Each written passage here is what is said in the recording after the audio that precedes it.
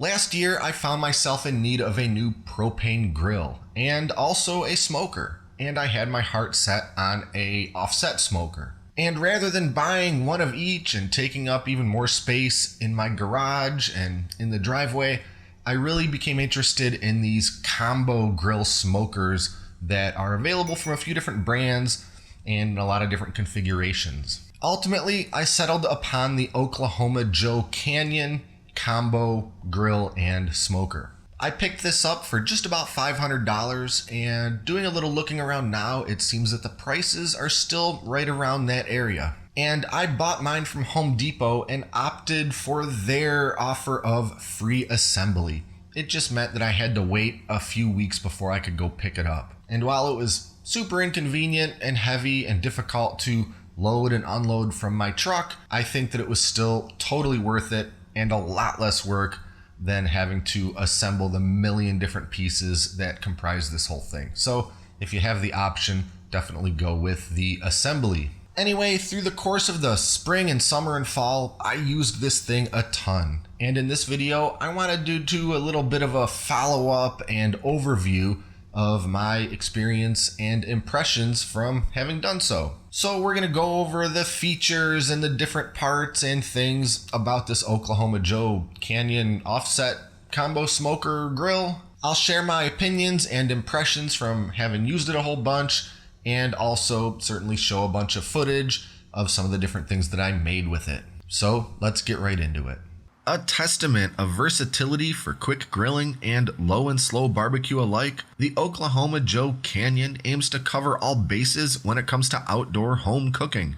The Canyon features a 3-burner propane grill that's plenty big for a family dinner, as well as a small but capable offset smoker. The smoker also doubles as a charcoal grill, if that's something you're into, and the firebox itself is also said to be capable of becoming another smaller charcoal grill by way of this included extra grate that fits in there. I'll mention that I have used the smoker section to grill over charcoal, but I have not used the firebox for grilling, and honestly, it seems a bit useless for that purpose. This barrel-shaped beast is adequately rugged and has the appearance of a serious piece of equipment. Merely standing near it almost makes it look like I know what I'm doing, at least to those who aren't veteran barbecue guys. The components that make up the Canyon's body are made of durable steel, though certainly much thinner than the steel used on a custom big boy offset. The few welds on this thing seem substantial enough, though much of the assembly is done with nuts and bolts, which isn't ideal, but pretty much on par with what I'd expect with these sorts of backyard barbecue weekend warrior products. In any case, I suspect that the holes through which the nuts and bolts connect will eventually deteriorate and or rust away, but after a year of quite heavy use, everything is still holding up just fine so far.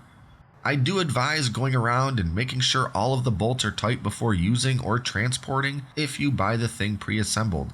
The lower half of my firebox practically fell right off while unloading from my truck. So I've covered the basic selling points, but let's get right into my likes and dislikes. We'll start with the likes. As I mentioned, it's very versatile. With one single cooker, I can fire up the propane grill for dinner, or I can spend an entire weekend smoking pork shoulders. I really do enjoy not having to have separate, huge appliances stored in my garage. I'm a big fan of the lid handles. I'm not sure if they're wood or plastic composite, but they swivel nicely and are pretty cool to the touch no matter what I've been cooking. And I guess these are probably pretty standard these days, but I definitely appreciate these little access holes through which I can route the wires for my probe thermometer system. I don't have to close the heavy lid on my wires, and that's a big plus. The drip tray is sizable and relatively convenient, but I'll mention that both the grill and the smoker end up draining into this tray, so it can fill up with grease quicker than you'd think. Be sure to empty that thing often. Now, this isn't exactly a feature of the Canyon, but I really like it anyway. I do a lot of griddle cooking, and I love that the grill is the perfect size for this flat top griddle thing that I bought. It covers just about the entire grill surface and heats up evenly. The perfect fit here is really more of a happy coincidence, but it's great nonetheless. A couple final things I like about the Canyon. I like how the propane tank sits in a deep groove in the base, without having to screw around with some annoying clamp. It sits in place and doesn't move around at all. I also enjoy this little shelf here on the base. I don't use it for too much, but it's nice to stack a few pieces of wood or some grill tools or something.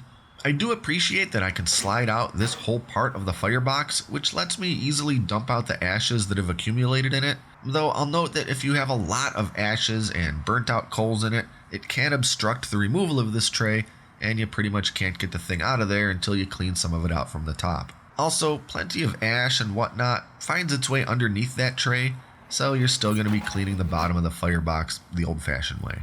Finally, this is pretty standard these days, but I am a big fan of this flat surface attached to the top of the firebox. This allows me to set a couple of wood splits on there to start warming up before throwing them in.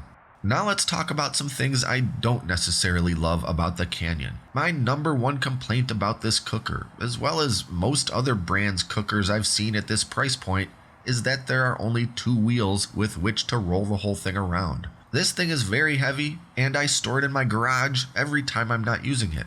If it had 4 wheels, I could roll it around with ease, but with just the 2 wheels, I have to pick the whole thing up from one end and drag it. With a full propane tank, it's way heavier yet, and the only part to even really grab hold of to tilt it up and start dragging is this wire shelf on the left side. It works okay as a handle, but I just know sooner or later I'm going to wear out the weld points where it connects to the grill body and it's going to break off and I'll be screwed. There is a ton of weight being leveraged against those 2 little connecting points for this shelf every time I move it. So, Oklahoma Joe, if you're listening, 4 wheels. I'll happily pay a few extra bucks for a couple more wheels. Next, and this is sort of minor, I would be happier if the propane grill temperature could actually go a little lower. I cook a lot of chicken thighs and breasts and sausages, and my method of choice is indirect heat. Turn on the left burner, put my meat on the right side, and close the lid. But even at a single burner's lowest setting, it cooks a little hot. So that just means I have to alternate between door open and door closed to sort of force the temp in there to lower periodically.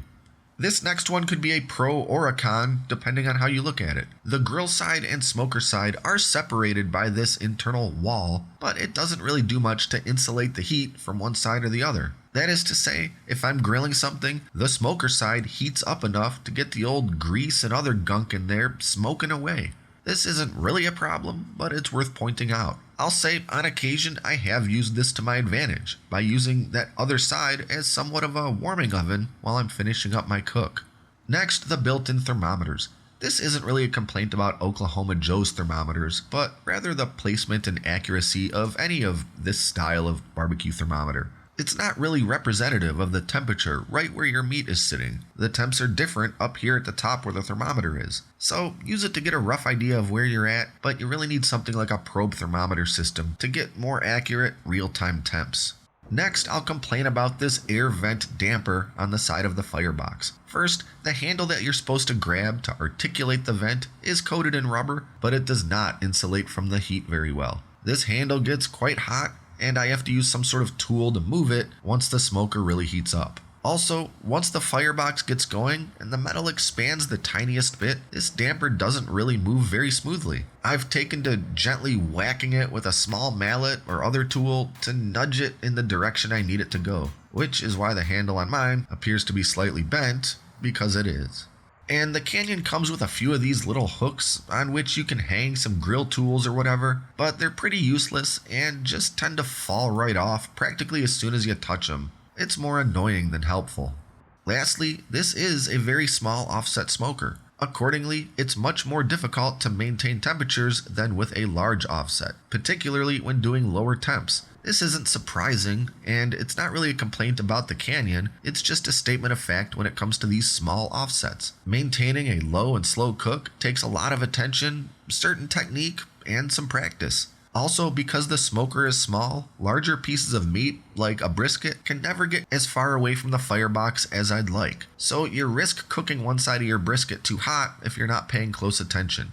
Now let's get to the good stuff and show some of the things I've actually cooked on this Oklahoma Joe. I made a lot, so we're gonna go through them pretty quick. In no particular order, first we have pork shoulder. I probably smoked about 6 of these babies over the course of last summer because I always want some amazing pulled pork on hand in the freezer. It did a tremendous job smoking these big old butts, though it is pretty hard to screw up a pork shoulder. Still, highly recommend. Next up, pork loin. Such an easy and delicious cut of meat to smoke. I marinated this one overnight and actually used it to make the most incredible banh mi sandwiches. Who doesn't love bacon?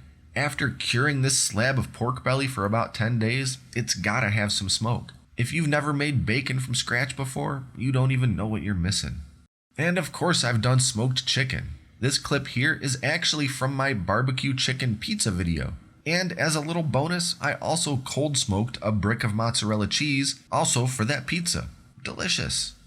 How about some smoked roast beef for the ultimate homemade beef and cheddar sandwich? A relatively easy cook, all things considered, and it resulted in some mouth-watering, tender, juicy roast beef.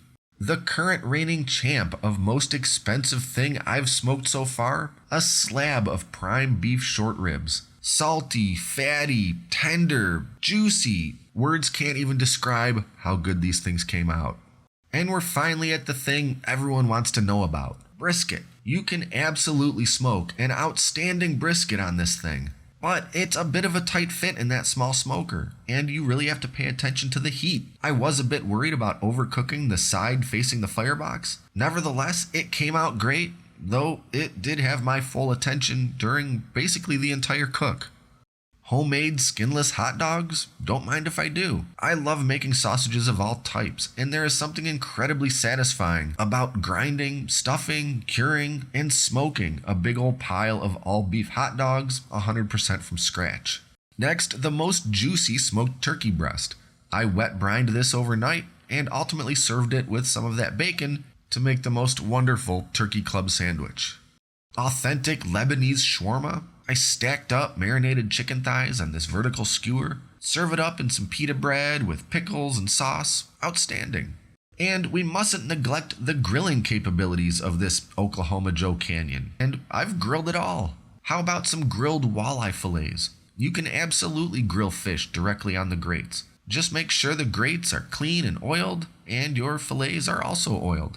I mentioned that flat top griddle insert, and I am a massive fan of smash burgers of any type. And my Oklahoma onion brisket burger that I made from the trimmings of that brisket I showed earlier is hands down one of the best burgers I've ever made or tasted. Lastly, I love grilling corn. Oil it up, season it, and throw it on. Cook until just slightly charred, and it'll be the tastiest corn you could ever want. I used this batch for a Mexican side dish called esquites. A couple final points. Yeah, I've used this thing a lot over the past year, but it has only been a year. I can't tell you how long this thing will last until the day comes when it starts falling apart. But I will say that if you take proper care of it, it should last a good while. Be sure to properly season the entire cooker before your first cook, and whenever possible, store it under a cover or in a garage or shed. Keeping the rain from beating on it will do absolute wonders for the longevity of any grill or smoker. So far, the only appreciable rust I've seen form on any part of it is on the top surface of the firebox. On the few occasions where I've had a larger fire burning in it for higher temp cooking, this top area got very hot and the paint bubbled a bit. I'm not really sure how that could have been avoided unless I made certain to only ever do pretty low temp cooks. But I paid for it, so I'm going to use it in whatever manner I want. And I guess that means I've got a rusty spot now. So that's about it. All things considered, I'm really happy with this purchase. Yeah, in hindsight, I think that I'd rather have a somewhat larger offset smoker, but I'm sure I'll end up picking one of those up one of these days as well. If you don't need to do any seriously hardcore barbecue or a lot of it at any one time, this thing is a really great option. The grill's big enough to handle what you need for a small family, and the smoker will handle a full-size brisket or a couple of pork shoulders, pretty much whatever you want. You just kind of have to really pay attention to that temperature and fire management. Don't really go too far, and it's going to need kind of constant attention, especially at those lower smoking temperatures. And check out the video description below, where I'm going to put some links to a bunch of different tools and accessories and things that I've found to be indispensable when both smoking and grilling, I guess with this particular model or any other. Got some grilling tools and fire starters and my probe thermometer system for the meat and a few other things that are extremely useful for both smoking and grilling. And be sure to like and subscribe and stay up to date with all our latest stuff, including future grilling and barbecue videos. And consider supporting us on Patreon at patreon.com/Great Lakes Country. Thanks for watching, and until next time, I'm John, and this is Great Lakes Country.